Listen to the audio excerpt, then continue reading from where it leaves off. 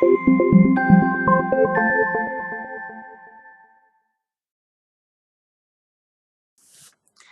Jewish mom. So I just want to warn you, we might be interrupted by some drilling in the background. I hope not. My neighbor is doing some renovations. I want to tell you about an incredibly moving event which I attended yesterday, last night, Motzei Shabbat. There was the Shloshim for Rebbetzin Henny Machlis. So I just want to say, like, and I got there on time at 8, and it was already so packed. I think there were around 2,000 women there.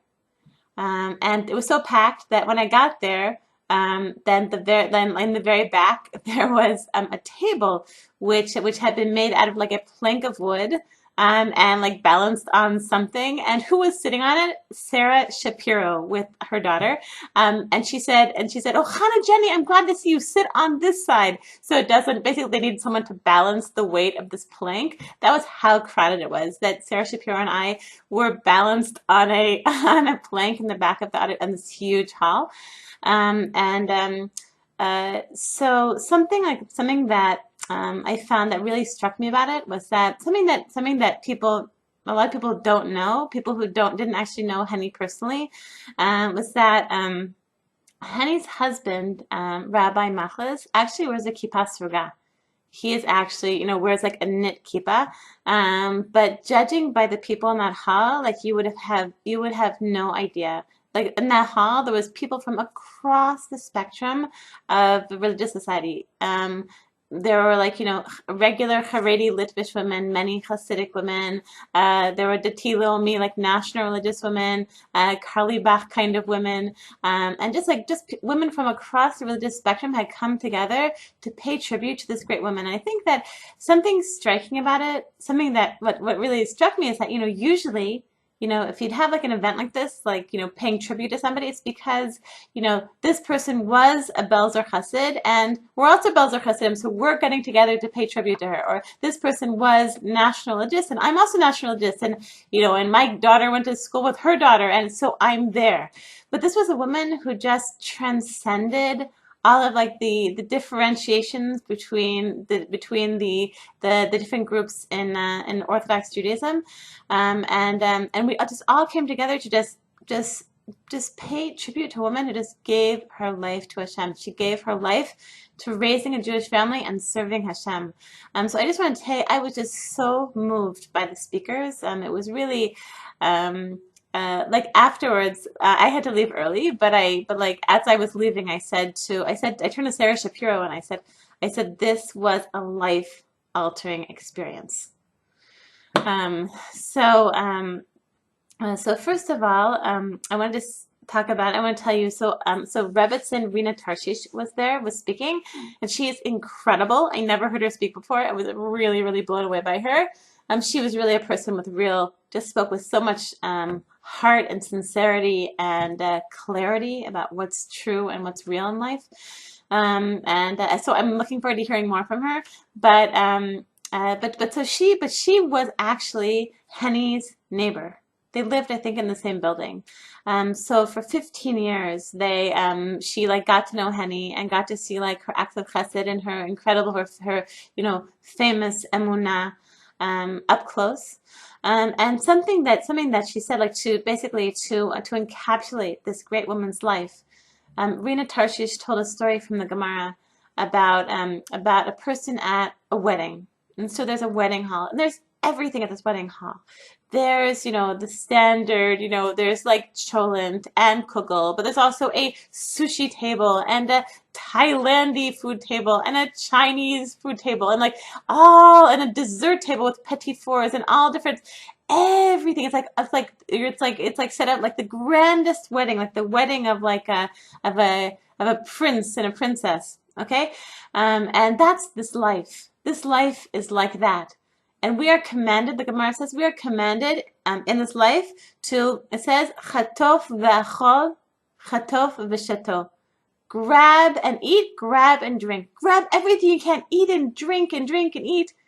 And this is we're commanded our life to live this way. So like we're living at this princely royal buffet. and we wanna chatov v'chol, chatov v'shatov. But this is very strange to us. Like, what? Like, this is Judaism? Like, we're commanded to be like binging at a, at a wedding banquet? No. The Gemara, of course, is talking on a spiritual level, how we're supposed to live our lives as people who, in the mitzvot and the holiness which we're able to access in this life, that we should just be like at a banquet, just like going nonstop after chasing mitzvot, chasing holiness, and that was how Henny lived. Henny just loved kedusha. She loved holiness. There's like for a certain amount during a certain period of her life, she would go every day to the kever of Shimon HaTzadik, which is pretty near her house, and she would recite all of Sefer Tehillim. And that was her fun. That was like that was like how she loved spending her time. That was fun for her. And of course, she's famous for having so many Shabbos guests, and she loved it. I remember, like, I went to her, maybe it was 3 years ago, and I went with one of my daughters. When my husband was away, I went with one of my daughters and a few kids. And I just remember, like, this, just like she loved it. Like, Henny, she'd been doing that for years, and she just didn't get tired of it. Like, just having all these people, hundreds of Shabbakas every week, everyone just coming in. And it wasn't all people who were like, upstanding, clean, sane people. There was also like a bunch of people a bunch of regulars who were mentally ill and homeless and smelly and whatever. Henny just welcomed people. She just loved people. I just was telling my daughter Hallel this morning, that she hadn't known that Henny had passed away, and I told her about the Shloshim, and she said, oh, she passed away. She said, I remember her. She said she was so happy when she met us. She said she acted like she had known us for 20 years, and really we didn't know her at all. We had never met her, and she had never heard of me. She didn't know anything about me. Just like I just shown up at her house, and she was just so, really, like as Hillel said, it was like she had known me for 20 years. Like we were just best buddies. So Rebbetzin Tarshish just talks about that. She was just like a person who just was living her life that way. Chatov v'chol, chatov v'shadol. Grab it and eat it, grab it and drink it, grabbing all the kedusha and the holiness, sending her kids always like to learn Torah and her husband to learn Torah. And she was learning a lot, and she was always quoting from different Jewish sources. And she just loved holiness. She loved prayer, and she loved doing acts of chesed, and she loved raising Jewish children and getting nachas from her Jewish grandchildren, raising them as Jews and raising them as observant and proud Jews. And that was just like what she was passionate about. She had such clarity about it, So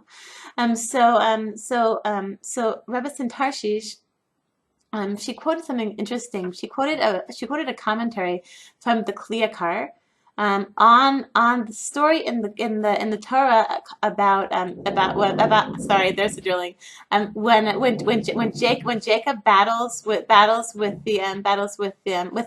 with the minister of Esav, and it says Ada lo teshachar, until that they are sort of wrestling and struggling until the dawn rises.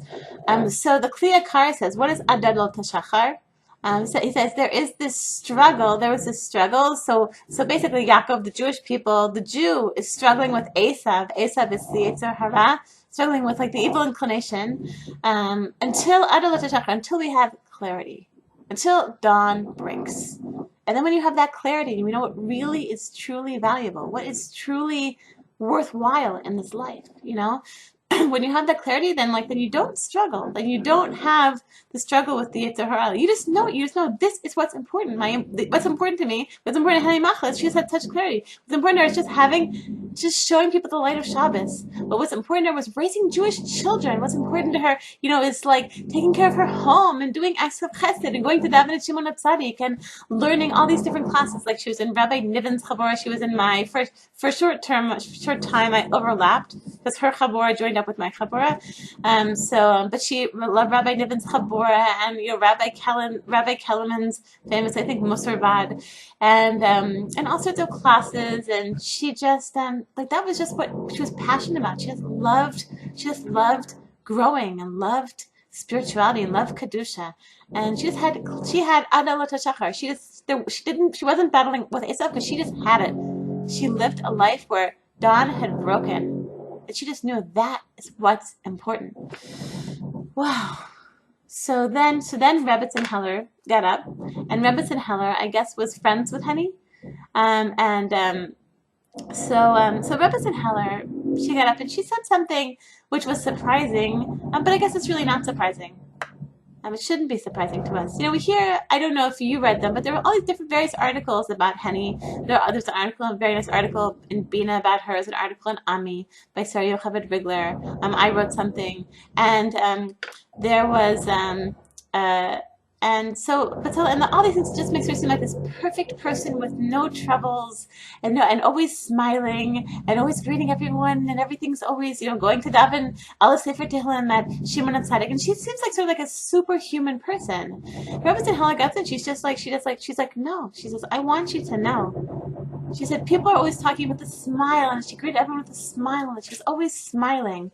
But you should know, she had challenges. She had real challenges in her life. It wasn't easy for her. Her life was not easy, even before she was sick. And Rebbetzin Heller, she said, but she was a person who just lived emunah. She said that it says in the Kabbalah that there's something called keter. Keter represents emunah, faith. And the keter, the king's keter, isn't in his head, of course, it's above your head, meaning that emunah, faith, is something above the brain, it's something above the intellect, it's something higher. And she said, when I saw Henny, struggling with her various tests and challenges, which she really had in her life on a serious level, and I saw her and I thought that she was the keter. Henny Machlis was the keter, right? So I just want to, in conclusion, I just want to bless all of us. It was just such a moving experience to be there with those, around 2,000 women, and just all of us just sitting there and paying tribute to Henny from across the religious world, and just coming together and just saying that we respect this woman who lived a Lo Tashachar, that she lived, that she had that clarity, that she knew. And I want to bless all of us, in our lives, that when we're living our lives, that we should have clarity about what's important, that dedicating our lives to spirituality, dedicating our lives to mitzvot, dedicating our lives to taking care, dedicating ourselves to our families, raising Jewish children, which for Henny was, of course, like a top priority. Raising her family, raising Jewish children, having a Jewish home, and serving Hashem through that, and serving Hashem in her own avoda. And I want to just bless all of us that we should all have that. We should all have that clarity about what is important. Like Henny, just knowing the importance of just always dedicating our lives to just always taking the next step in serving Hashem. What is the next step in serving Hashem? So I want to bless all of you Jewish moms with an amazing, amazing week. Kol Tov.